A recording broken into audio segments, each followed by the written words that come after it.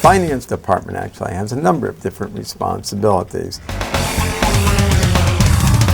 Receiving all money that's due for the city, whether that's for building permits, ad valorem taxes, charges for recreation programs, anything that the city collects throughout all of its offices.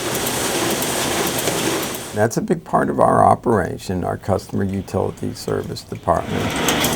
And they're the ones that are responsible for sending out the bills for all the water and sewer customers, in addition to receiving all the payments.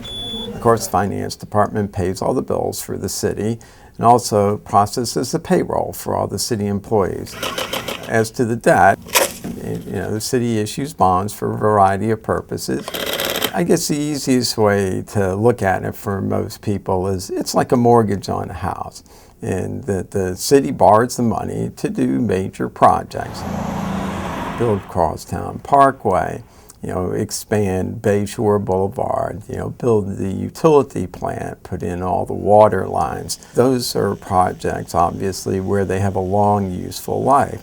So the city borrows money, and the way that the city borrows money is issuing bonds. And so it's like issuing mortgages out to a lot of different investors out there, and then we pay it back over time, the same way as a homeowner would do with a mortgage. A big part of what we do is that the funds that aren't required immediately to pay the bills, we invest those funds. And so people always wonder, well, what do you invest in? And we invest in things that are very safe and very secure. So essentially we invest in money market funds, AAA rated money market funds, and then government agencies that are essentially backed by the U.S. government, and then certificates of deposit. Our primary concern is always to make sure don't lose any money, number one, and number two, make sure that we have the money when we need it to pay all the bills of the city. Annually, we prepare a comprehensive annual financial report, which I would encourage people to go online, take a look at that. There's a lot of information about the financial status of the city.